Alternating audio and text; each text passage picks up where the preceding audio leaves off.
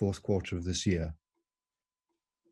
I don't have a precise estimate. There are a range that are out there from the Bank of England and the OBR. Most of them point to around a double-digit percentage unemployment rate. Obviously, the numbers you would have seen today show just under a million new claims in the last month, over 800,000, taking total number of claims to 2 million. I think the OBR estimate had that tapping out at about 3 million. Obviously, the impact will be severe.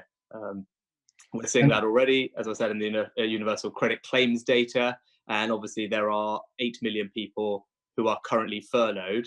And that demonstrates the degree of stress in the labour market and in corporate health. And obviously, over time, we hope as many of those people can return to the jobs that they have. And that's very much our ambition and why we put the scheme in place. But quite a lot of those people who are currently being furloughed are in fact already unemployed, are they not?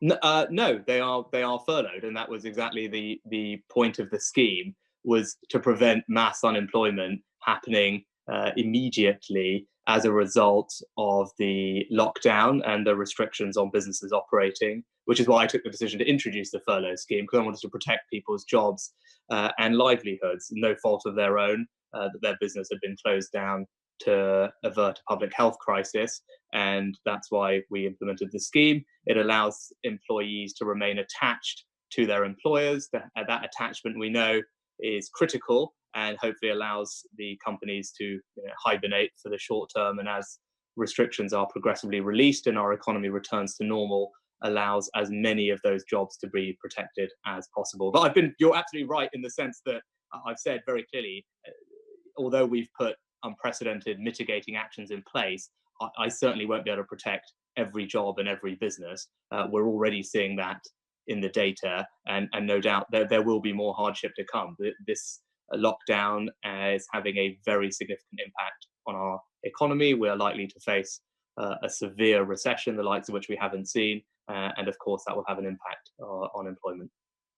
Okay, I was making the point that they were probably unemployed because the OBR and others have changed their view that we will be having a V-shaped recovery to a more of a U-shaped recovery. But do you accept that the length and depth of that recession you referred to will be very much related to the length of the lockdown? Yeah, that's self-evident, and indeed is what the OBR specifically has said. And indeed the Bank of England. I think there's also two things to distinguish. One is the immediacy of the economic impact, the depth of the recession, which we are currently passing through, and there's a range of estimates between 25 and 35% between the Bank of England and the OBR on that. But I think actually the question that occupies my mind, and indeed in long term is probably more relevant, is what degree of long-term scarring is there on the economy as a result of this recession? What is the debt? What is the loss in productive capacity? Because ultimately, once we recover from this crisis, by nature, I believe it will be temporary. Of course, we've suppressed the virus. We will progressively now lift the restrictions. The question is, what do we return to? And the question there, the jury is out. As you said, the OBR in their reference scenario forecasts essentially 0% scarring. The Bank of England have indicated they believe it might be around 1%. The IMF have said it might be 3 or 4%. I think we're clearly dealing with something that is unprecedented. So economic forecasting is less precise than it would be. But you are right to say the longer the depth of the recession, I think everyone would agree, all economic forecasters and economists would agree, the longer the recession, it is likely the degree of that scarring will be greater. So have you done any analysis as to at what point the lockdown measures cause more harm than good? Well, I think, in what sense you're describing harm? I think where I completely, what I'd say is echo what the Prime Minister has said, and I think what we said in our publicly in our document, is that the current arrangements, the lockdown is not, and the lockdown doesn't provide an enduring solution. The price paid is too heavy for our way of life, for our society, for our economy, and indeed for our long-term public health. I think that's evident. It is necessary in the short term to put in place the measures we did in order to suppress the virus and allow the NHS time to build up capacity to make sure that it was not overwhelmed. And so far that has been the case. Right? The NHS has not been overwhelmed. There's considerable spare capacity in our intensive care units in particular, and then it's just done an extraordinarily good job of coping. But we've set out a plan to progressively lift those restrictions to try and return life back to as much as normal as we can. And you're right, there are impacts of the lockdown. Those, indeed, as the Chief Medical Officer says, there are the health impacts, not least because people we know are not going to treatment that they otherwise will have sought. We see that in cancer referrals, cancer treatments and screening, which Chief Medical Officer has talked about. That's happening right now. People in A&E showing up or not where otherwise they might have. But obviously longer term, the economic impacts of the lockdown have an impact on our health as well, our ability to finance the NHS, the impact that unemployment will have on people's chronic health conditions. There's very good work from the IFS, which have talked about I think around a 2% rise in or fall in employment leading to about a million more chronic health conditions, for example. So we know that there are impacts. The impact on children's learning would be another one. I think it's probably difficult to simplify it down to a single date, but of course we're trying to balance all those things and have said this is not an enduring solution, and which is why we have a roadmap to progressively ease the restrictions and put in place better surveillance and test, track and trace to help us manage the virus long term. Yeah, I can see how difficult this is, but how comfortable are you with the range of models and the fact that there's such uncertainty about the data in which to put into models? I mean, you'll be very familiar with the expression of garbage in, garbage out with models. I mean, I was very struck, if we go back to 1996, when we had to deal with the BSE crisis, that at the time, some of the projections for the number of people who would die of CGD were up to 100,000 and more. And in the end, it was less than 200. And it was because of the uncertainty and the lack of the models. You're having to take decisions to spend hundreds of billions of pounds on very uncertain modeling with very limited data. Are you comfortable with that? Yes, well, obviously I'm not an epidemiologist, so I probably have more familiarity with economic or certainly financial models, and I completely agree, garbage in, garbage out. And I would, as I said, I think economic models right now have less value than they would normally. I think the OBR and the Bank of England both talked about the unprecedented uncertainty that we are facing, which makes the job of economic forecasting in particular more difficult. So we should obviously have humility about the value of the models and the precision with the results that they generate. Look, I'm not as I said, I'm not an epidemiologist. I presented with the conclusions of our scientific advisors. They themselves draw on a range of different models within them. There are different modeling groups, as I understand it, amongst them, and they come to a scientific consensus that we use to make our decisions. Yeah, I mean, I was really making the point about back in 1996, because the models suggested we should slaughter the entire national herd, and there were very extreme suggestions put forward, but ministers had to take a view on and operate with a wider view of what was in the interest of the economy and agriculture overall. Baroness Bowles. I'm conscious that the government's support schemes are still a work in progress and being added to, but can you give us your latest estimate of how much they will cost and when do the schemes become too expensive? Thank you, Lady Bowles. I think probably the best estimate there is the OBR reference scenario, which has been updated, which points to a direct fiscal cost of over £100 billion. I just make sure I answer your question completely. I'd say that there are buckets of cost. So there's direct cost of spending on various schemes. So, for example, our business rates grants, £10,000 and £25,000 going to up to 1 million eligible businesses. That costs about £12 billion. Providing business rates holidays or cancellation of business rates for the entire retail, hospitality and leisure sector. That costs around another £12 billion. We have a statutory sick pay rebate scheme that is going live shortly. That could cost between £1 and £2 billion.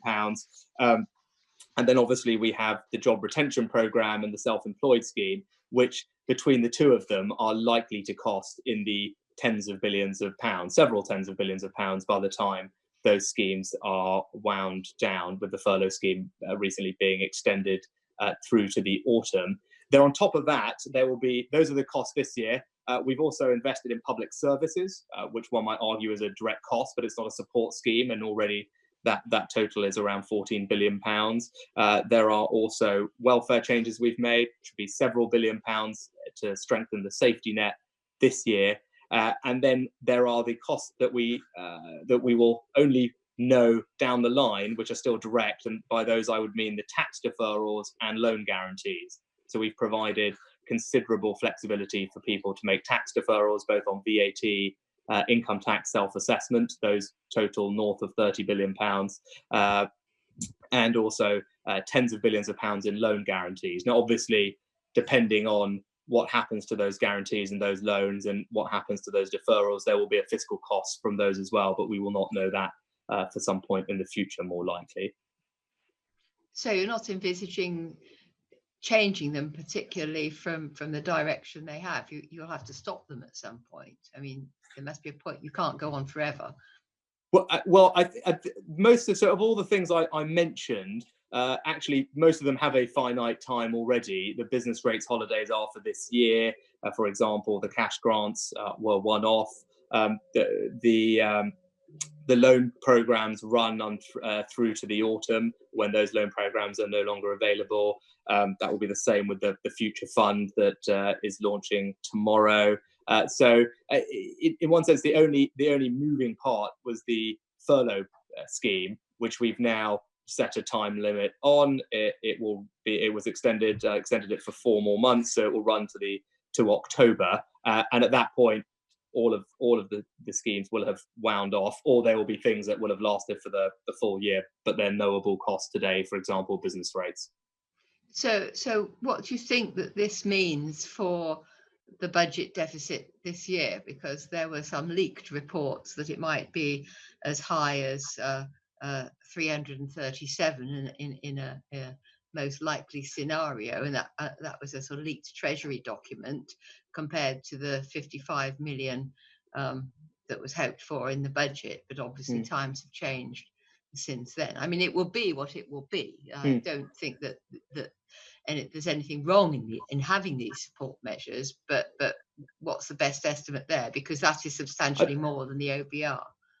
Yeah, I think, look, the OBR recently updated their numbers, and I would point you to that. I think that the unknowable, it will be significant, and it will be significant by historic standards, clearly. I think that the unknowable is actually on the tax side. It's when we actually start to see the next month or two of public finance, the tax collection coming in, will we have a clearer sense. But because what we've talked about is the spending side of things, where we know what we're doing, give or take. But what we don't know fully yet is how significant the hit on the tax revenue side will be, and that picture will only become clearer in the weeks and months ahead. But I would also say this is unprecedented action fiscally. Clearly, given the scale of what we're talking about and the numbers we've just talked through together, I think I genuinely believe that the situation, medium and long term, and indeed short term, would have been considerably worse had we not taken this action. And indeed, that was the conclusion from both the Bank of England and indeed the Office for Budget Responsibility. So your attitude really is you're continuing to do what it takes, and we'll have to deal with the cost in due course. Yes, I mean, of course, that's right.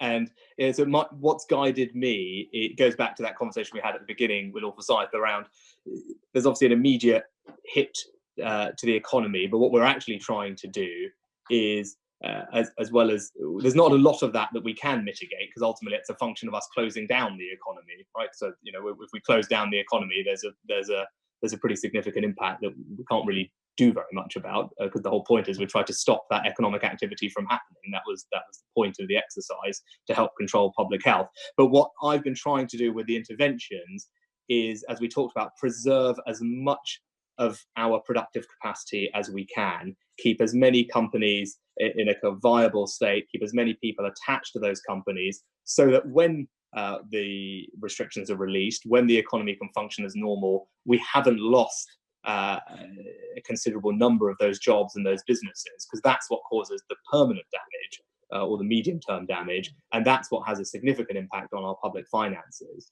It's one thing that we'll have obviously increased debt as a result of the interventions this year, but medium term, what will matter is what's the size of our economy, what kind of structural deficit or not are we looking at as a result of any scarring that might have happened. And the actions I've taken over the last weeks and months, I hope will limit that scarring and limit the impact on our medium-term public finances. And so it's your best shot, as it were, to try and get a V-shaped or a U-shaped recovery rather than it be a miserable L-shaped. Well, it's still alphabet soup of things. I think one thing is the speed of the recovery is one thing, the sharpness of the recovery. I think the scarring part is, well, how far do you recover, right? And you remember in the OBR reference scenario, there was essentially a full recovery to where output reached where it was before the crisis. Now, I think, as Lord Forsyth mentioned, the OBR suggested that may no longer be their base case. It certainly was not the Bank of England, or indeed is not the IMF. So, and that it's that gap, actually. It's the once we recover, hopefully relatively swiftly, is what's the degree of that scarring? What's the medium and long-term impact on our economy as a result of what's happened over the past few months? I was just saying, so you do hope for a relatively quick uptick, as it were. Well, I think we all would hope. We would hope that it is as swift and strong as it can be. I mean, clearly, as we're seeing now, we're getting data from around Europe as people, and around the world as countries are progressively easing and lifting restrictions. That it is not obvious that there will be an immediate bounce back.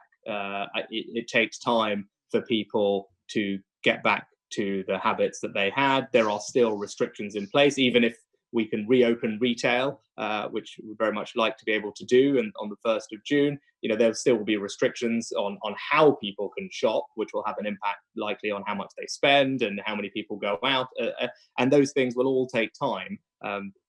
So I think in all cases, it will take a little bit of time for things to get back to normal, even once we've reopened currently closed sectors.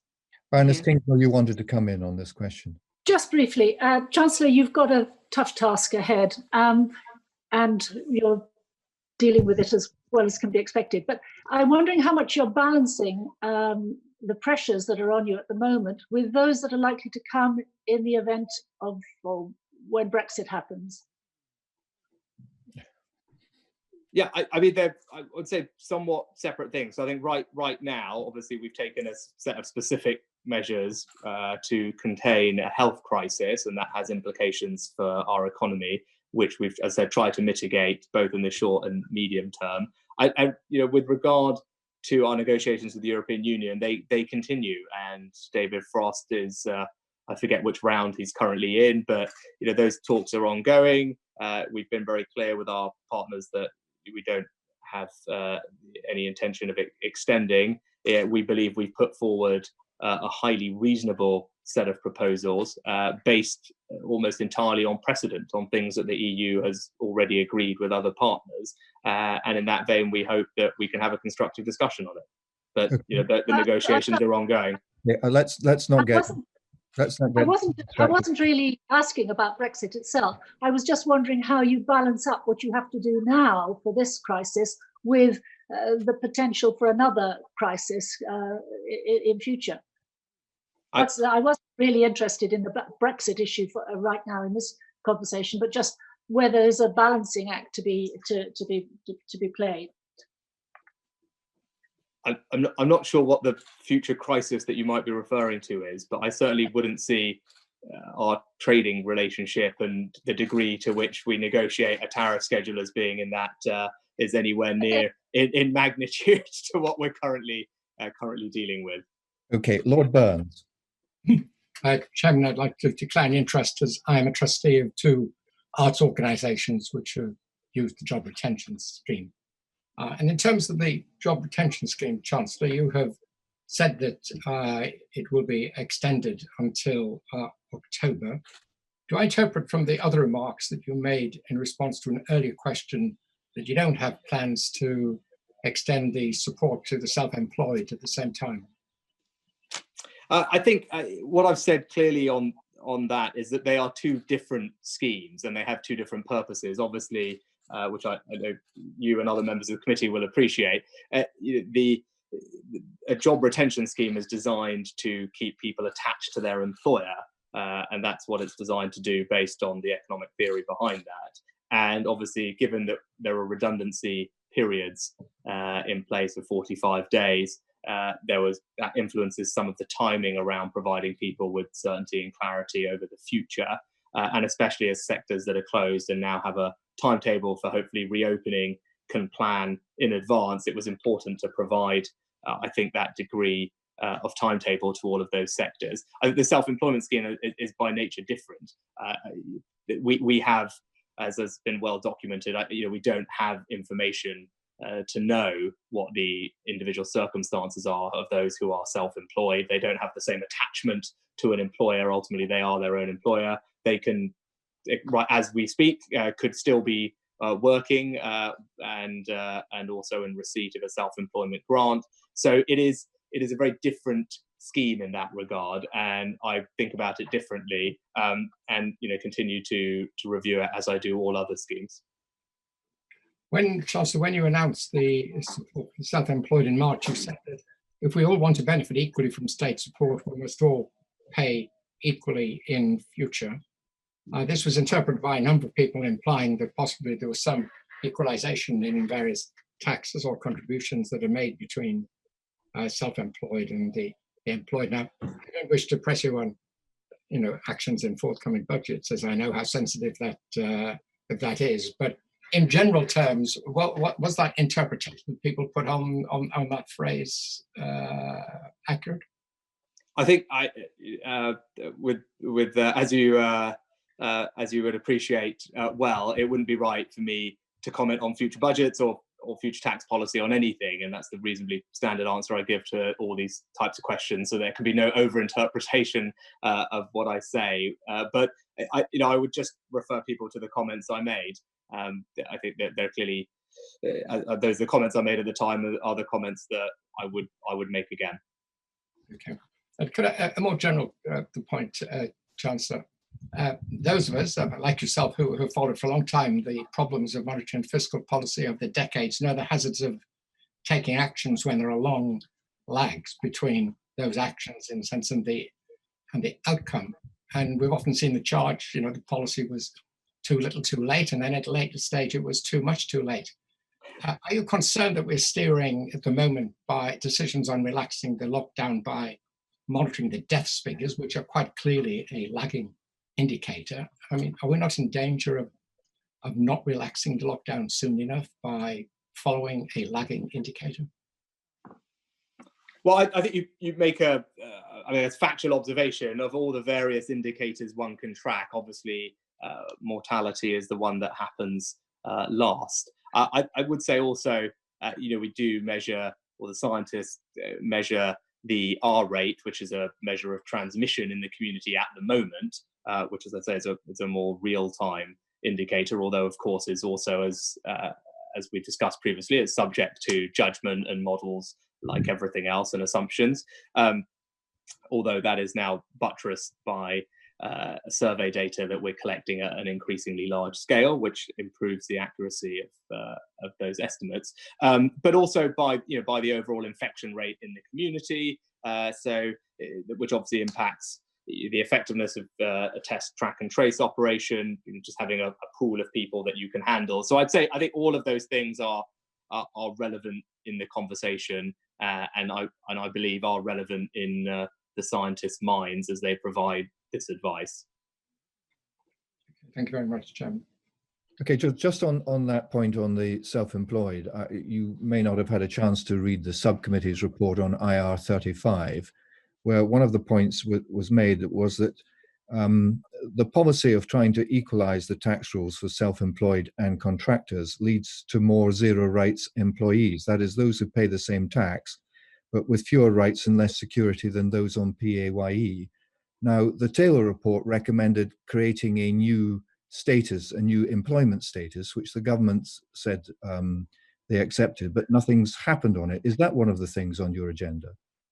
Well, I think obviously that would be primarily a question for the Secretary of State for Bays, who's responsible for employment law. But I remember well the Taylor report, and I think, look, clearly I think currently there exists an inconsistency between, if I'm getting this right from memory, between how rules apply for tax purposes and how they do for employment purposes. And I think the report said that that inconsistency is something that deserves being looked at, which seems eminently reasonable. I think with regard to changes in status, I think the big change that happened was to the state pension and the eligibility for the self-employed to have access to the state pension, which in financial terms was a very significant improvement in state support, which represented obviously is thousands of pounds annually. So I think that was the most significant change that has happened previously. I think your broader point is right. People choose to work in different ways. Those different ways come with different benefits and costs, which obviously individuals can choose whether they prefer one mode of working over another. Okay, Lord Fox.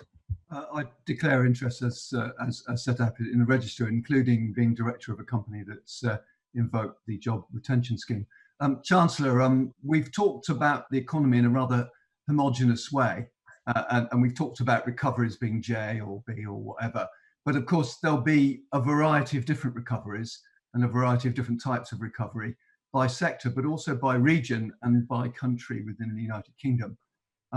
So has the Treasury looked at the potential disparity which already exists, but is also now being driven by the devolved governments taking different policies in terms of unlocking their economies? Schools, for example, are an important element of unlocking the economy, not just teaching the children, but also letting the parents back into the economy.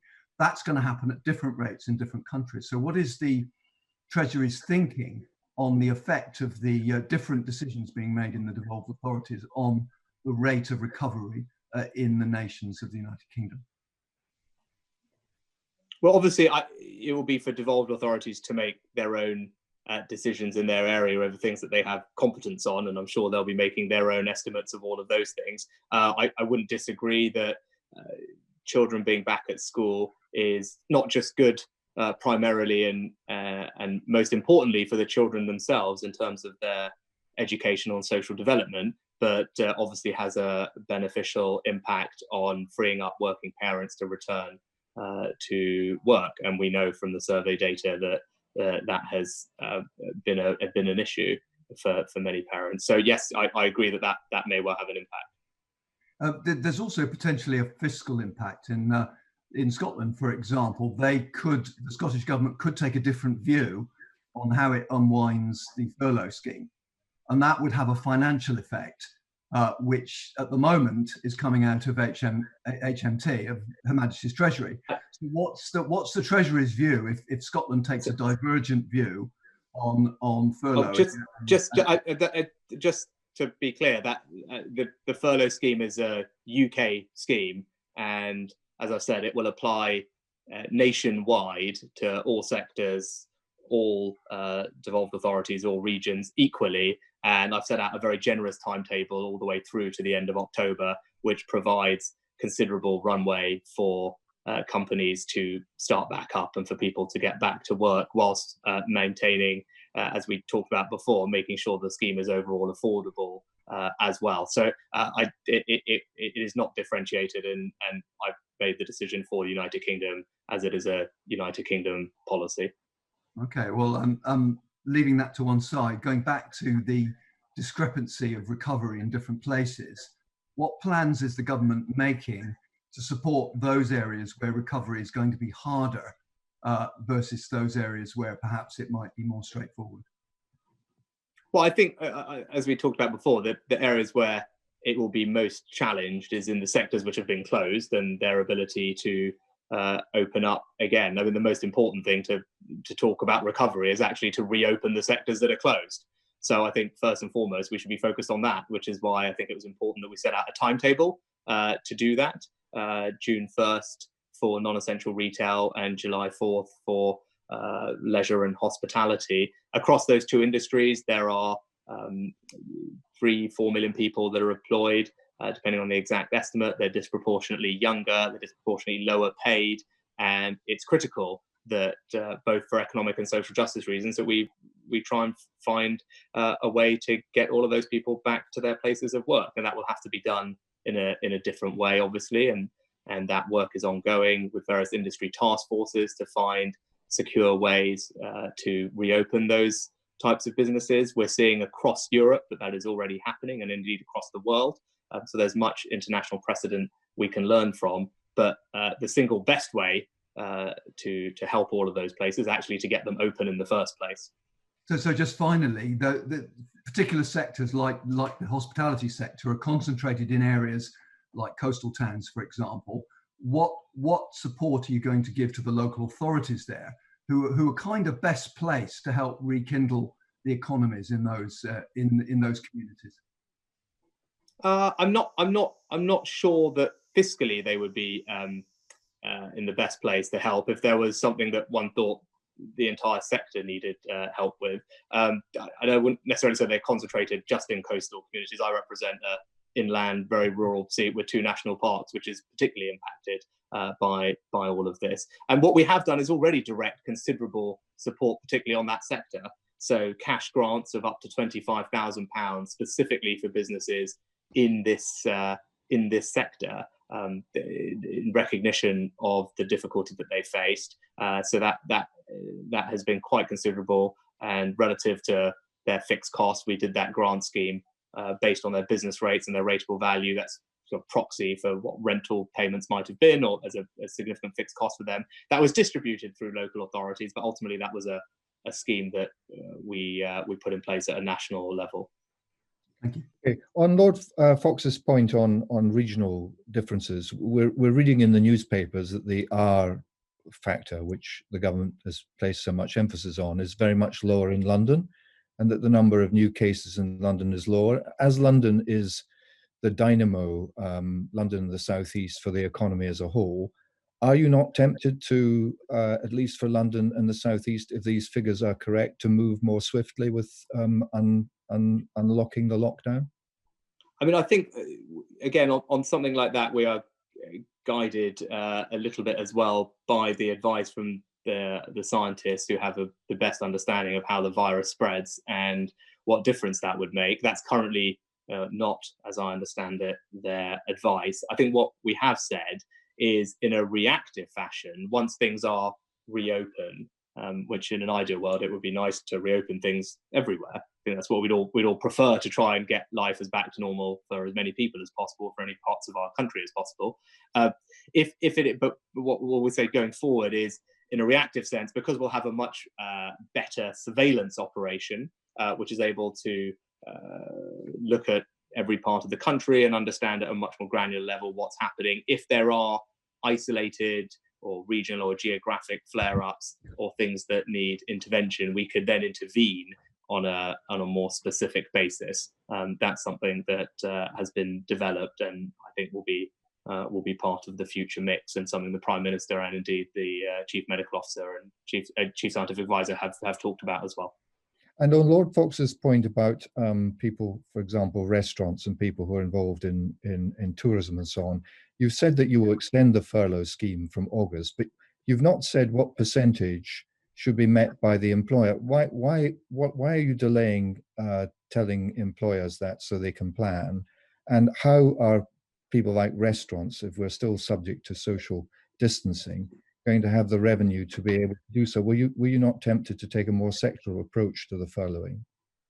No, I mean, we're talking about something that doesn't happen till August, and I said I would publish the details by the end of this month. So I think that will be plenty of time to plan. The reason I made the announcement about the extension earlier is because of the 45-day redundancy notice as well, which I wanted to make sure that we provided time ahead of that. So I think that does actually provide ample time for people to prepare, because they will have between the end of this month and August to think about that. I think it's I thought about a separate approach, and in practice it would be very difficult to implement. I think it's one thing if your business was closed down, that might be something you could look at, but trying to understand an entire supply chain for that industry and whether all those businesses should be eligible or not, it would be, I think, in practice very difficult to evidence, to enforce. So what we did was actually have a much more generous approach for everybody that lasted longer. Now, I do think it's right for people to make a contribution. Not only does that mean that we can afford to run the scheme for longer, which benefits more people for everybody, which I think is a good thing. I think it makes sure that the incentives are right, because what we want to do is incentivize businesses to also to reopen and to make the most of being reopened and be as productive as possible. And that's something that's been recognized by business groups and unions who understand and accept, in my conversations with them, the principle of an employer contribution. I take the point, it should not be set at a level that ultimately undermines the purpose of the scheme by accelerating redundancies of otherwise viable businesses. But once the business is open and is able to ramp up and has a sense of its future, then I think that is a reasonable thing to ask. So are you saying that if the business is closed and can't reopen, like for example a restaurant, that they might be able to not have to make a contribution? No, I was saying the sector approach is very difficult in practice to implement. One way that people suggested it could be done is for sectors that were closed and then reopened could have a different scheme. My point would be there's an entire supply chain of those companies, right, which actually in practice is very hard to start differentiating between businesses. Okay, Viscount Chandos. I should like to declare interests as it's set down in the register as a director of 2 companies and 1 higher education institution that are both beneficiaries of the job retention scheme and have been or may be applicants for loan schemes. Chancellor, the Economic Secretary announced this morning an extension to the large business interruption loan scheme, raising the limit from 50 million to 200 million, which I think is very welcome. I wondered what other thoughts you might have about extending the loan scheme, perhaps particularly for smaller companies where you've identified gaps in the existing schemes. I think now actually we have the coverage that we want across all of our loan schemes, so there isn't a need for any changes. I mean, just to recap on the various schemes, we obviously have bounce back loan scheme, we have the CBILS, the coronavirus business interruption loan schemes, then we have the larger version of that scheme where an extension was announced today, and then we have the CCFF facility which the Bank of England operates for us. And I guess in across those 4 schemes, we're covering north of 90% of, or around 90% or more of UK turnover and profit. And the companies that we would not be covering at that point are probably because they are, it's not because of a size constraint or anything else, it'd be probably because of their leverage and credit position where it wouldn't be appropriate for them to receive blanket loan guarantees from the government in that way. And so I think there was the last bit that we took some time to get right, partly because it's complicated, partly because it was less pressing, was companies that needed more than £50 million. And we were trying to figure out what the right solution there was in conversation with business groups and indeed the finance sector. There was opportunities or ideas that we could create a CLO structure, we could use the CCFF, and in the end, after going through all the options, settled on an extension to the the larger CBILS program as the best way to achieve that, and I think that has been warmly welcomed. But now, across all schemes, we have, I think we have the coverage that we want and need. Thank you, Chancellor. I have to say, from what I see and hear, there does seem to need to be quite a significant gap between potential applicants for bounce back loans and companies that may be eligible for the Future Fund, because clearly the Future Fund is very much angled at the sort of tech high end of the startup sector, and I certainly feel that there are a lot of companies that won't fit within that, and for whom, for one reason or another, the bounce back loan scheme is either inappropriate or insufficient. Well, I'm not. I mean, I think actually the bounce back loan scheme has been enormously successful and popular. Close to 500,000 loans have gone out in just 2 weeks, and it's very simple, easy to use, and the feedback has been incredibly positive. So I think that does work for most people, in the sense that it's hard. The eligibility criteria are pretty straightforward. It's hard not to be eligible if you're any kind of basic operating business in that sense. So I think that actually, I would say that is working and very well, providing the coverage we want. The Future Fund is designed to do something else, and the structure is deliberate. I mean, these are companies which are highly risky because they're early stage companies. Many of them will not be profitable. They may not even have revenues yet. So putting taxpayer money at risk in those companies obviously is very different. And the way you can make it work, or the way that we've designed the scheme to work, is by having a standardized product, a convertible loan note instrument that provides protection to the taxpayer, but crucially it's match funded. So we're essentially using the private sector and private investors to do the credit or investment decision for us, investing alongside to help fill a financing gap that may exist at the moment because of the conditions. And that is a perfectly appropriate approach for companies that, as I said, don't, otherwise wouldn't qualify for loans and therefore loan guarantees, and they should not, because the taxpayer, shouldn't be lending money to companies like that. Okay, Lord Fox, do you want to come in on this?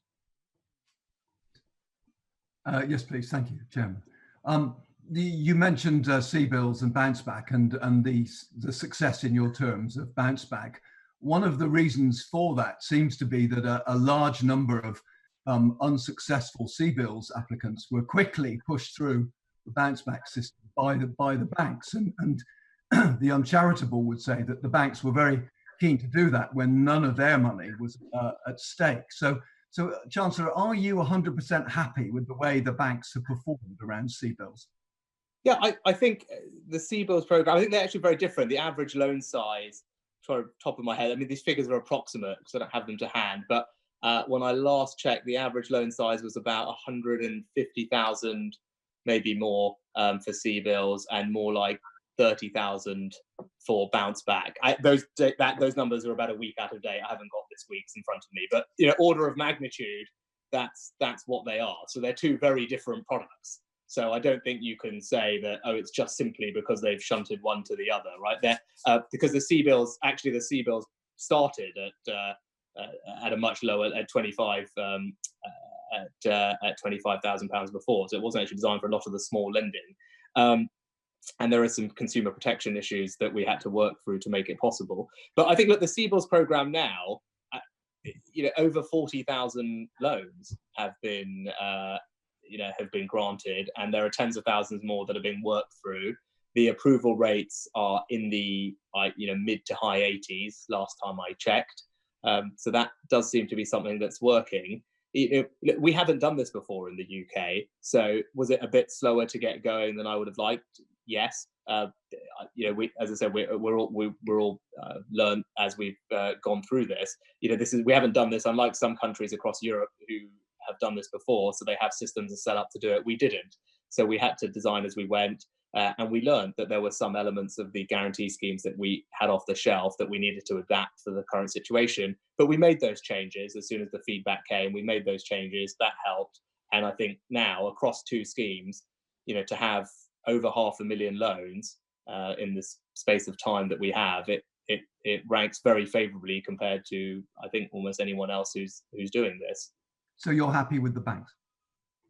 I think they deserve praise for operationalising things at speed, which were not straightforward, and I'm grateful to their staff for doing that. And I think it's obviously easy for people in my position to make negative comments about banks, but actually it was the teams of people they had in their call centres over the first couple of weekends of these things to make sure that they could take people's calls and help get money to them. That wasn't always straightforward with a brand new loan scheme. People worked very hard to try and make that possible, and I'm grateful that they did. And like many other aspects of government, indeed, whether it's DWP or elsewhere, we're all dealing with people being away, being off sick.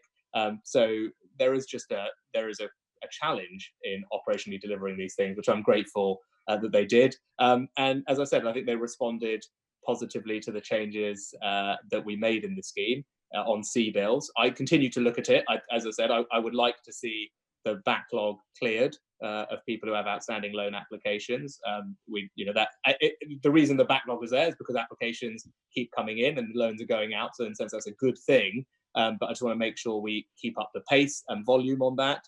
And the bounce back loan scheme has seemingly been very straightforward, and people have been getting money in their account very quickly. And I'm very pleased. Again, that was a new loan scheme that was put together in record time, and touch wood, thus far has been easy for people to use, has got them the credit they need quickly. So I think that has been a good experience. Obviously, it's easier when you provide 100% guarantee in a standardised product. So you're right that focus should be on CBILS, and there, as I said, 40,000 out. That's very good. There's still more we can do. There's close 70-something thousand applications, so we need to work through the rest of those as quickly as possible. They are still taking quite a long time, weeks and weeks in many cases. Yeah, I'm completely in agreement with you that I would want to have that happen as quickly as possible. I think it's fair to just differentiate. You might suggest, well, are they holding things up unnecessarily because they're asking for things that they shouldn't be and going through over onus things? We have now removed all of the reasons to ask for forward-looking guidance, cash flow forecast. There's no concern about that. There's a generous guarantee. So there's no practical reason that should be taking that time. If I was still getting the sense that was delay, then I would be concerned. And indeed, as you said, the EST is in constant dialogue with them about that. If the delay is just genuinely an operational one, because there are people in call centres, they're taking calls, and there's a lot of demand, I am more sympathetic to that, because I think it's reasonable. We're all grappling with those. But the EST and I keep a close eye on this and share with you a desire for those remaining loans to be processed as quickly as possible. Okay, Lord Monks. Chancellor, do you agree that it's, as we emerge from the hibernation that's been enforced on us, that it will be highly desirable to have a more resilient and sustainable economy with more resilient and more sustainable firms? One of the problems that's been revealed during the crisis is the excessive debt that litters too many balance sheets of prominent British companies, not just prominent ones, but all the way through the spectrum. And without you giving away any budgetary secrets, I'm wondering very much whether or not you view this as excessive debt on British balance sheets, and whether or not tax policy changes might be considered at some stage to reduce the advantages of debt over equity. Well, I think my figures maybe are slightly different to yours, Lord Monks, but I'd say the UK, corporate indebtedness, I think was considerably down on where it was after the financial crisis. Where if you look at gearing ratios, so net debt as a percentage of equity, it's probably 70 something down to 40 or in the 30s. So it's close to halved. And then the other thing I look at is the UK's gross corporate debt as a percentage of GDP.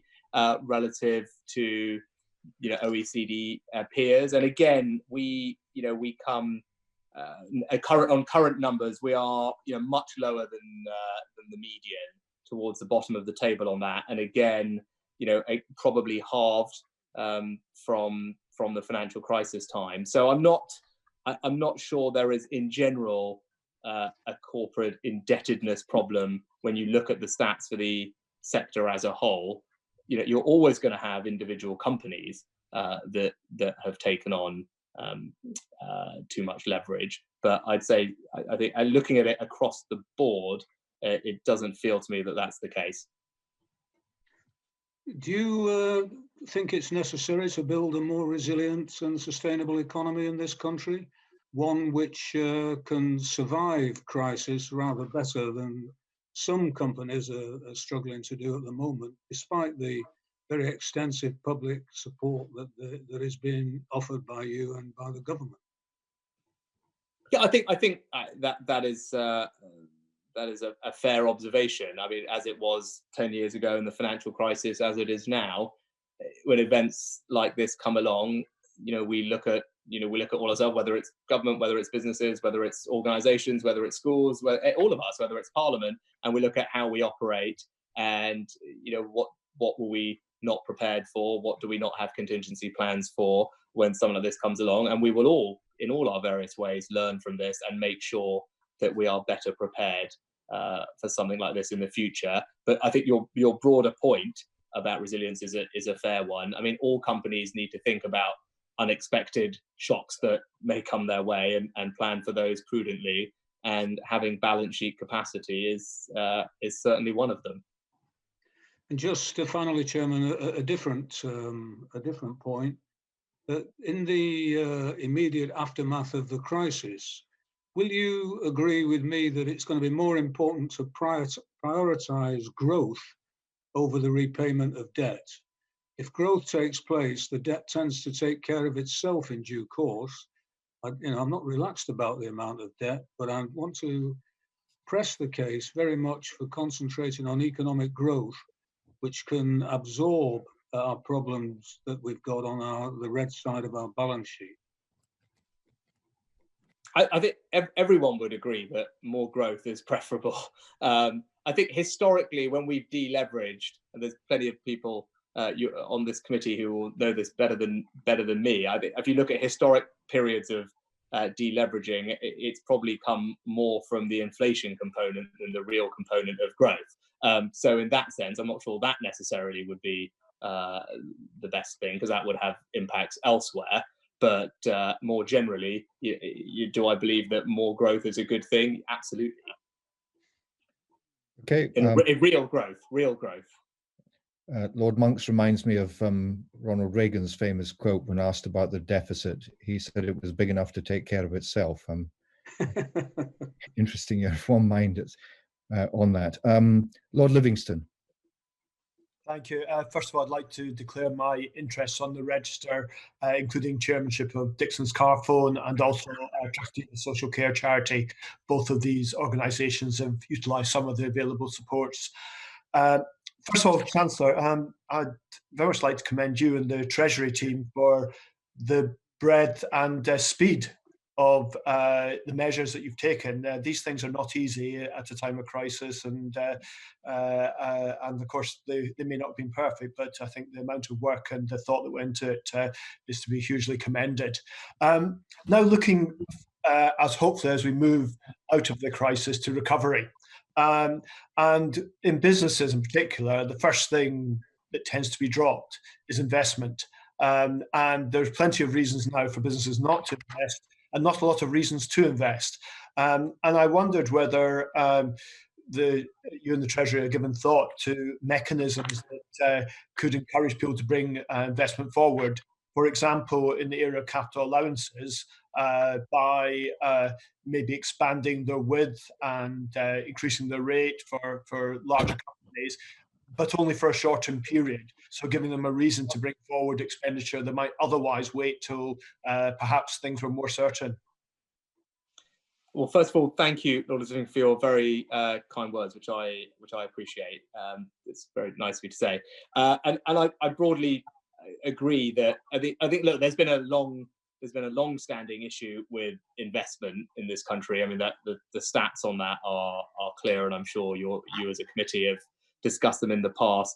So there's a general reason that one might want to try and encourage more corporate investment, and there's obviously a more timely one now if it might help fuel a recovery. Again, it's tricky for me to get drawn because I don't want to get drawn into writing future budgets, so I can't answer specifically. But what I would say is in the last budget that we had, that I delivered in March, there were a couple of significant changes in this direction. One was the structures and buildings allowance, going from 2 to 3%, which is something that had been asked for, which will improve the incentive to invest. We obviously retained the annual investment allowance of £1 million until the end of this year. That had been extended. That benefits about 90-something% of businesses, but it doesn't obviously cover 90% of all investment, which is done by a small number of larger firms. But that, I think, for smaller companies, that obviously works well, because essentially it is what you are asking for. It's full expensing for all the small companies. And then we also increased the R&D tax credit rate, which provides several thousand firms with, I forget the exact number, but something north of £10,000 or £13,000, which is a different type of investment, but nonetheless important. So look, you've seen some directions of travel from me on that particular question already. As I said, we've got a long-standing issue. There might well be an argument for looking at things in the shorter term to help drive the recovery. But like everything else, I just can't get drawn on future budgets now. Thank you, and I understand that. I probably would add that looking at credits as well as mere tax deductions for a lot of companies who actually won't have any taxable profits to offset is going to be a particular case. Is there anything else being considered either by the Treasury or across business in terms of supporting future investment? I mean, the UK has had some lack of equity capital in the past for growth, and didn't have some of the, for instance, that they had in Germany. It was grandfathered, I believe, under state aid rules, some of the support from government investment, that perhaps the government can take a more activist role in supporting the equity gap, or indeed any other forms of supporting investment that are sort of not directly in the form of the taxation system. I mean, I think where there are obvious, where there are market failures, I think clearly there's an argument for us being involved, and that you've seen that with the work that went on with well before my time with the British Patient Capital and the review, and then implementing that.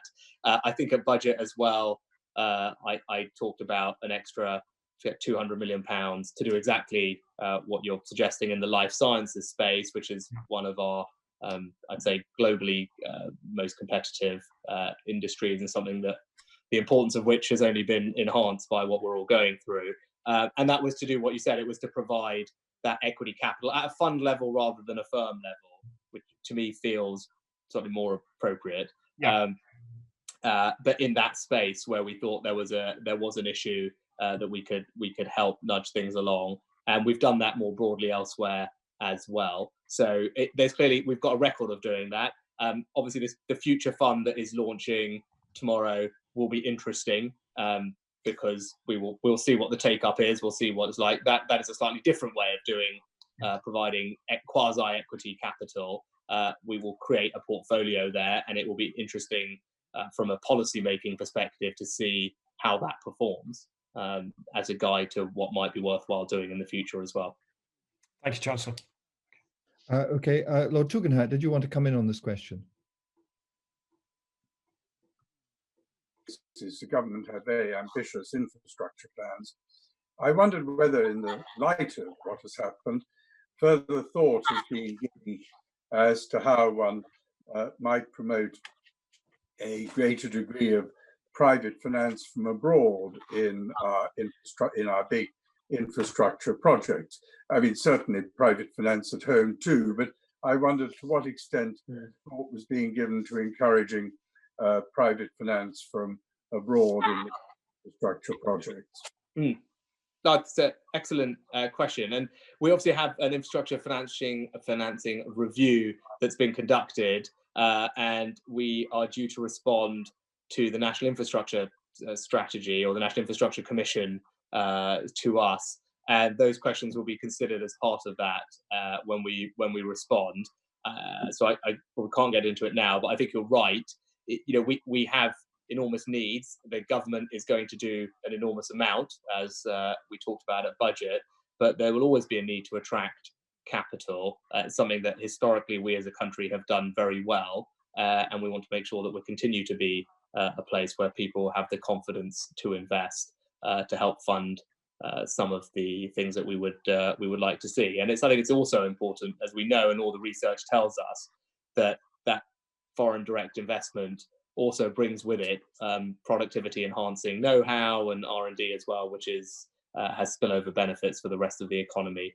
So yes, it's something we're looking at, and we will talk about it in more detail when we publish the National Infrastructure Strategy later this year. Okay, Baroness Bowles. Chancellor, what further thought has HMT given to local authority finances if the extra money that's already been given won't, well, it probably almost certainly won't cover the full cost and losses due to the pandemic to local government finances? Are you prepared to see some local authorities declare themselves insolvent?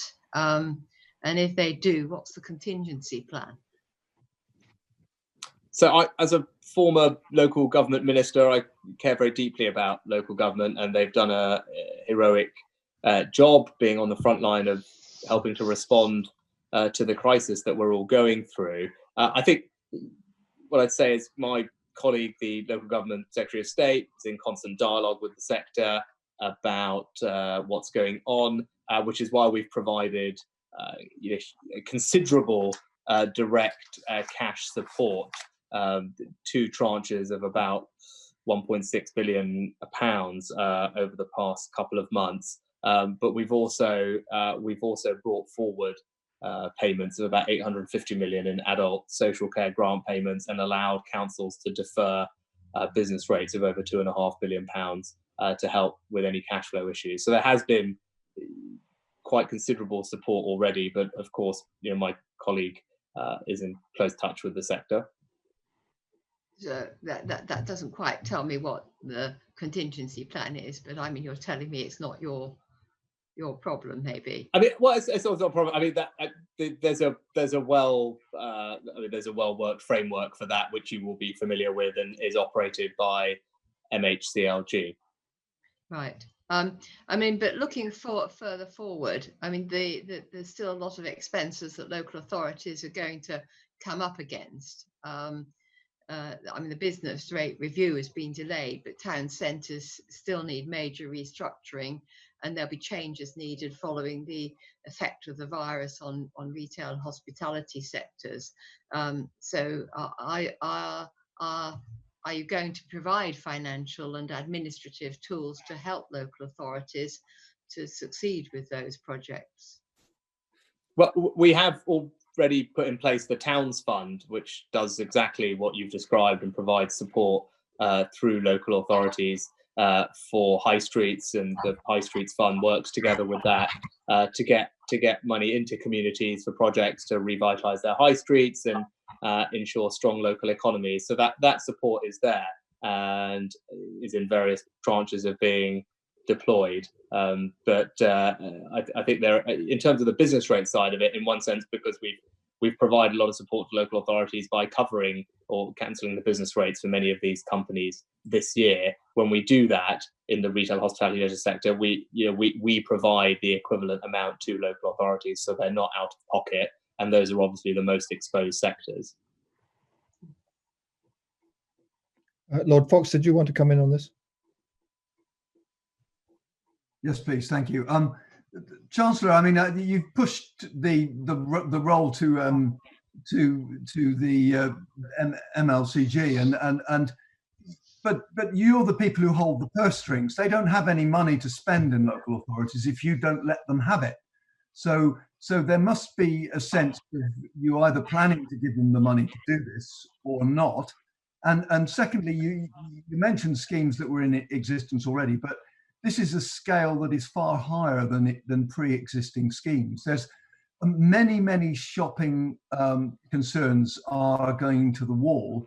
Town centres are going to be transformed with empty shops unless councils are able to work with their communities and change these things. What sort of money is Treasury going to make available to go out and do that? I think actually the Towns Fund and High Streets Fund are of quite considerable quantum in order to do exactly that. We've already provided, as I said, over £3 billion for direct support for the services that they're providing. But I probably would slightly respond by saying I don't think the answer to everything is money. Shops going out of business or high streets changing. Sometimes money can't solve that problem. It might be a change in shopping patterns and how people consume. And if we're living with a virus and people can't shop in the same way, that money can't solve that problem. And actually, maybe the answer is to look at what we're already doing, by the way, which is about changing planning and change of use planning regulations on high streets to make sure that we can rejig our high streets to be places where communities come together, but they will do slightly different things. And actually the answer could well be, as has been mentioned in various reviews of high streets, is flexibility around some planning, actually, for example. So it might be you want to have more offices or more resi on top of fewer shops on a high street to create a vibrant community and do it that way. So I think there's a range of different things one can do. Money isn't always the only solution or indeed the first solution we should turn to. Okay, Lord Tugendhat. Chancellor, I'm sure that your officials have briefed you on the report that this committee produced in 2019 on social care. So first of all, I want to ask you whether the government has it in mind to expedite social care reforms in the light of the recommendations that this committee made. And in particular, I'm wondering to what extent you're considering a social insurance tax to contribute to the cost of social care. So I think our plans remain as the Social Care Secretary has outlined. We committed in the election to three things. One is to commence cross-party talks to try and find a sustainable solution to social care. So that process started, but obviously right now everyone is focused rightly on dealing with coronavirus. But that is the plan. We also committed to maintaining extra investment of £1 billion a year in social care, which we stand by. And thirdly, with regard to whatever long-term reform emerges from that process, we thought it was important to ensure people did not have to sell their house immediately to fund the care in the short term. So those were some of the principles we set out, and as I said, the Social Care Secretary started that process. Obviously, we said we wanted to see that process to conclusion. That remains, but like many other things at the moment, we are rightly focused on dealing with the pandemic and the impacts of that.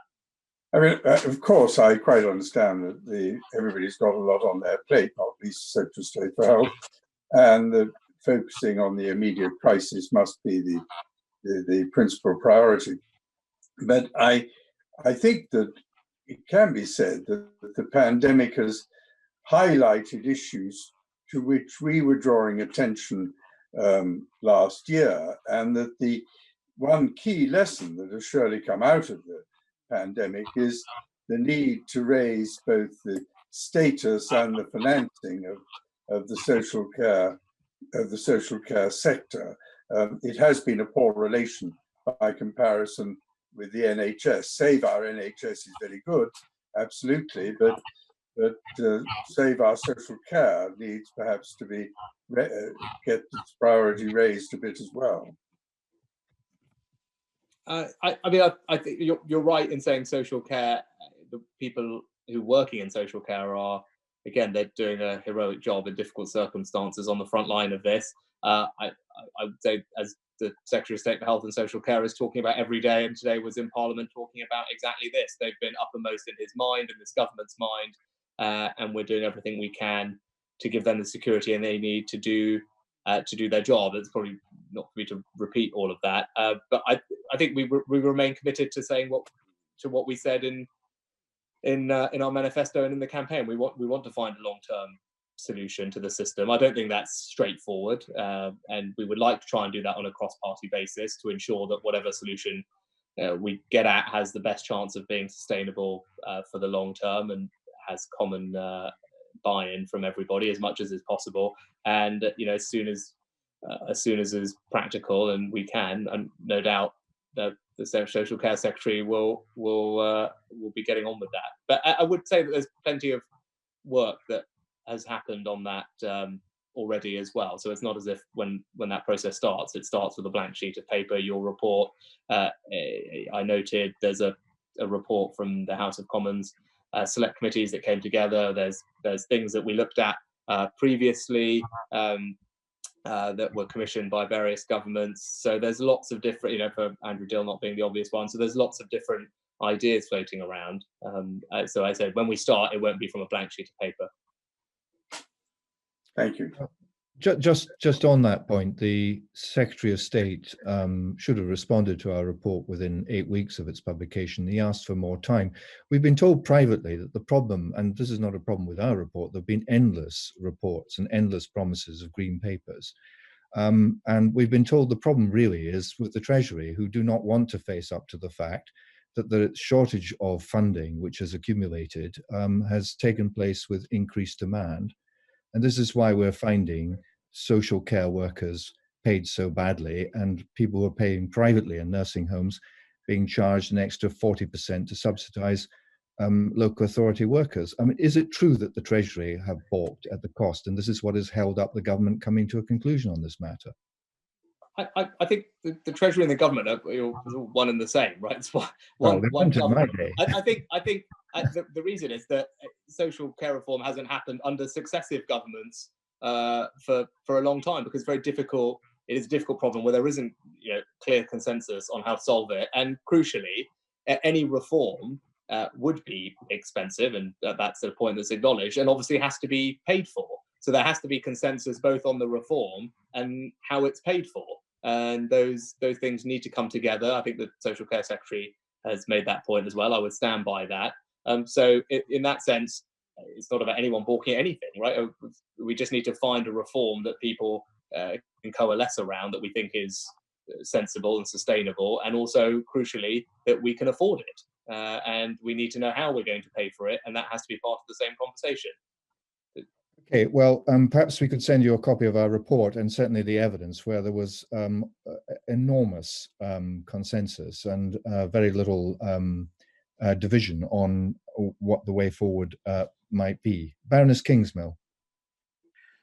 Yes, well, Chancellor, I mean, following on from that, I mean, brutally, the social care market is in dire straits. I mean, the events that are happening in North Tyneside at the moment suggest that it is right on the edge. The care providers have given the local authority a 5-day ultimatum. And I'm sure that there are, from what I read and from what I'm told, that there are similar situations boiling beneath the surface elsewhere. I mean, the real truth of the matter is the social care sector has been seriously underfunded and continues to be seriously underfunded. And we are relying heavily on the education, if you like, of both the providers, but in particular, the workers. I wondered if you would comment on that, on the dire straits and on the sense that the market may be failing totally. And also if you would give consideration to those health workers who are terribly underpaid, who have nevertheless, both those that are in domestically and those that are working in care homes, they're on the front line, and should they not get hazard pay? That would be something that you could very easily do. It's in the power of the Treasury to do that. It would not be a huge amount of money compared to the sums of money that are being paid elsewhere. and it would be something which would justify the clapping that we have every Thursday evening. Yeah, I mean, I think certainly in my previous role, I saw significant increases in funding for social care over the last couple of years, considerable increases in funding in social care, which were warmly welcomed at the time by various stakeholders, and including the Local Government Association over the past 2 local government finance settlements, both of which have been record settlements over the last decade, with funds increasing in real terms for core spending power, north of 3%, and I think maybe even 4% for the last one, but of that order of magnitude, which is pretty considerable pace of increase and far beyond the rate of tax rises or economic growth. So I don't think anyone could say that there hasn't been lots of extra resource going into social care, and actually you've seen the results of that, with delayed transfers of care considerably reduced from the peak as a result of some of that investment, much better working between the NHS and social care at a local level, through the integrated partnerships that we'd set out to do that. So actually you're seeing the results of that on the ground. You've seen extra funding go in. Of course, people are working right now in very difficult conditions, under enormous pressure, and they are to be commended for that, and which is why we have deployed considerable extra resource to the front line to do exactly that. Is that your answer? I mean, are you not concerned that the market may actually be failing? Well, I think local authorities in their individual areas actually have a statutory responsibility. I can't remember the exact phrasing. Again, you're asking me about the something that is not my specific brief, but my recollection is that local authorities actually have a statutory undertaking to make sure that they can provide the care that's required in their communities. Obviously, for them individually, they'll make those decisions about how best to do that. Do you feel that the work of the care workers justifies a hazard pay at the moment as an interim payment before pay can be properly considered? Well, I think again, I think we have set up a life assurance scheme specifically for frontline health and social care staff, which is something that the sector wanted and we were keen to put in place, and that recognises the risks that those staff are bearing during the course of the incredibly important and life-saving work that they're doing. So that has been put in place, and there's probably not much more beyond that I can speak to. Well, perhaps you could take it away with you and give it some further consideration, because I think there are a lot of very deserving frontline staff who are suffering shortages and having to rely on things like universal credit. And it seems a great shame that the amount of money which is going elsewhere, that we can't find it in our hearts and in our pockets to dig out some, say, £1,000 each for hazard pay in the short term. Okay, Lord Skidelsky.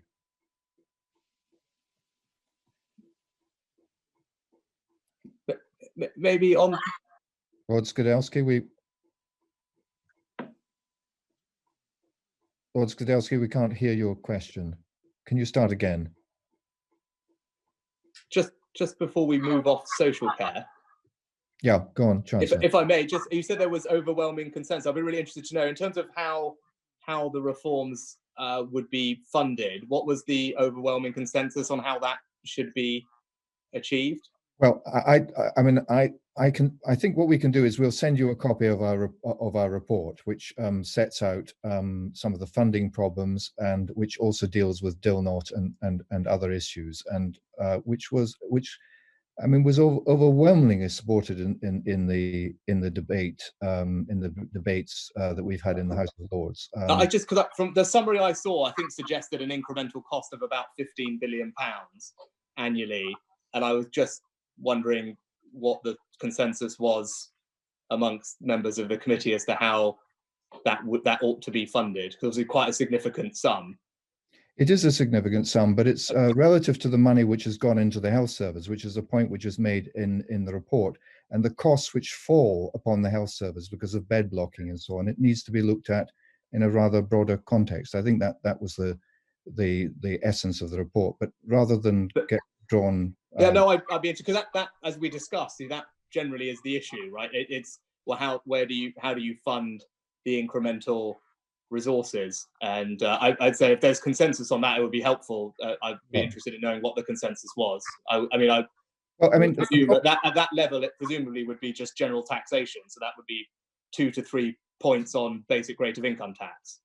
Well, the problem, Chancellor, is that the demand has gone up at the same time as the resources available have gone down. And the result of that has been that the care workers are being treated very badly, and the homes are only, the nursing homes, now care homes are only able to continue because those who are paying for their own care are being charged up to, I think from memory, 40% more in fees in order to subsidize those people who do not have resources.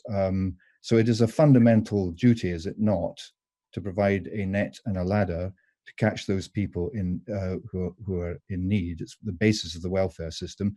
And as far as social care is concerned, the report concluded it was a national scandal and that people were falling through the net.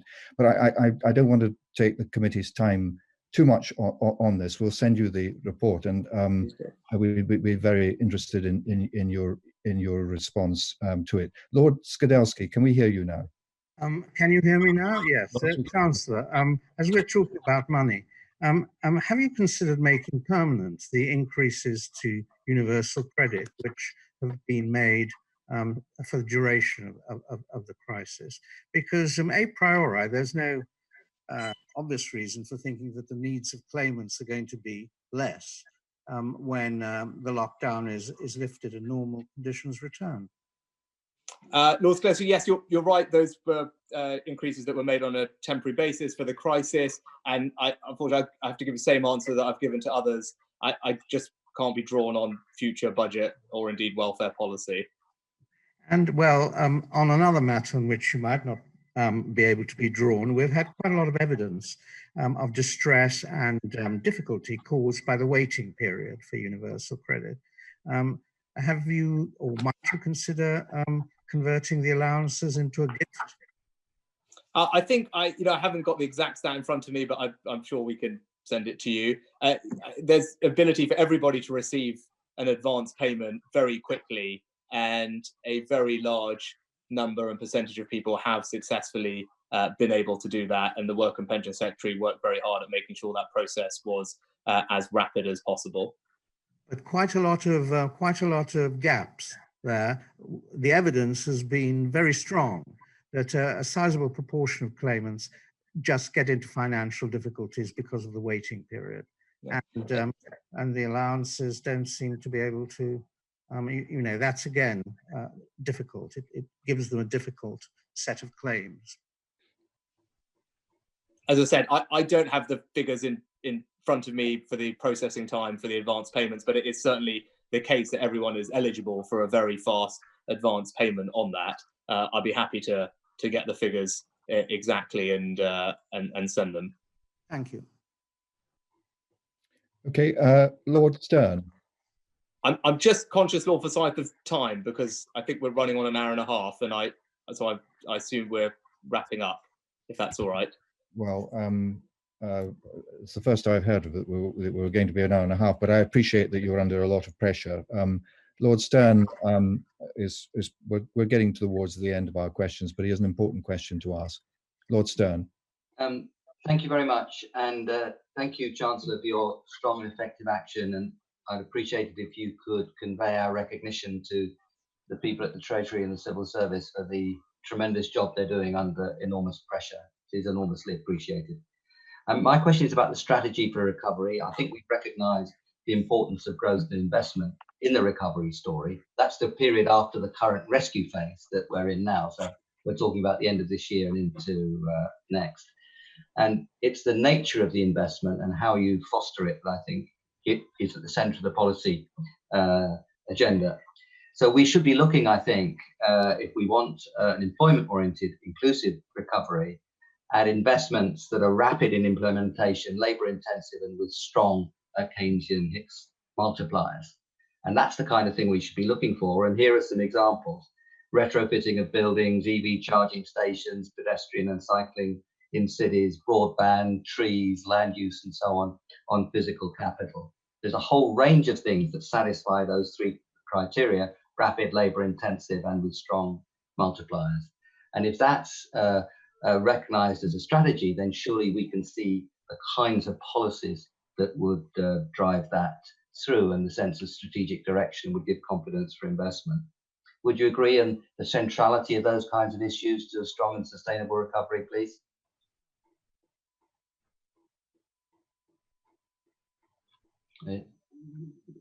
Chancellor, you're muted. Thank you, Lord Stern. The team will deeply appreciate your comments about their efforts, which I will make sure they are aware of. So thank you for that. And broadly, I think sorry, it cut out in the middle, which I was trying to fiddle with it. But I think you were talking about stimulating a recovery in a labour-intensive way with strong multipliers, which I think is all very sensible. I'm obviously spending a good amount of time thinking about what the right labour market policies are. Obviously, we can already see some of the unemployment numbers today and the various scenarios we started this meeting with talking about. So you're absolutely right. It will be a priority of mine to make sure that we can get as many of these people back into work as quickly as possible, and looking at opportunities for creating new employment in areas which also have a economic benefit to us should obviously be a priority. The few that you mentioned, I completely agree with, and we are already doing, and arguably should try and do more, but there's a capacity constraint element of some of them, which is cycling, and where you would have seen the announcements recently on that from the Transport Secretary, and I think you said broadband, where we have a very ambitious plan to roll out broadband. And again, the capital is there. We've provided to do the work, the £5 billion to fill in the last 20%. I think and we know, and you're absolutely right, there's a slight bottleneck potentially with as there is with lots of infrastructure around supply chain in terms of labour. So trying to match those two things together seems eminently sensible. There's a different constraint on broadband as well. It's just about how much of your roads do you want dug up at one time. But you're right, in terms of trying to match the labour market or the unemployment to some of these areas, that is absolutely what we're thinking about at the moment. Okay, I'd like to just, if I may, Lord Stern, just have a final question from Lord Burns. I just wanted to say something on the funding, Lord Forsyth, very quickly, and Terry, I'm sure, would follow up. I think now is the moment to introduce the National Investment Bank. We have Chancellor touched on that in the earlier conversation, but this is absolutely the moment, and we should recognise also on funding that if you increase demand through investment in a deeply depressed economy, which it will be over these next months and perhaps a year or so, you get a lot of tax revenue back through the multiplier, and that is a very important feature of funding, which does not apply in a fully employed economy, but does apply in this economy. Thank you. Okay, Lord Burns. Thank you. Could I also say I agree with Lord Stern's remarks about the impressive performance of the Treasury during this crisis time. I'm sure you appreciate that many of our questions today have centred on suggestions of spending yet more money in a position which no doubt you're very familiar with by now. And your job, of course, is to bring together all of these demands at a time when revenues are going to be lower than we had previously hoped. Does it mean that we are facing a longish period when debt is going to be high and only falling gradually, much it's done after previous periods of wartime? Well, thank you, Lord Burns, for your comments as well. I'll make sure that Tom hears them and passes them on to everybody. And look, you'll know this better than everyone, right? We're grappling with exactly what you described. I think where public finances are after this is unclear at this moment. Clearly, debt will be higher. I mean, that is obvious given the scale of borrowing that we have. And at that point, we talked right at the beginning about the medium-term problem, which is what actually is the long-term damage, the scarring, and what does that mean for our structural deficit going forward? And then there's a separate question about aggregate debt levels, about what are prudent and sensible to maintain. And I haven't made firm decisions on that yet. Obviously, there's a live macroeconomic debate that you will be well aware of with the work of Olivier Blanchard and others. And given where rates are, that has a direct impact on what a sustainable debt level might be. And one has to also have a view on the sustainability of that low rate environment. So obviously those things are in my head. It's probably too early to know what the answer is just now, because we don't exactly know where we'll be depending on the severity and duration of the current economic crisis. But as I said, I think you have rightly highlighted the things that are on my mind. Okay, well, on that note, Chancellor, I think, as you've heard, the whole committee have been hugely impressed by what you've been able to achieve and what the Treasury has been able to achieve in the face of unprecedented challenges.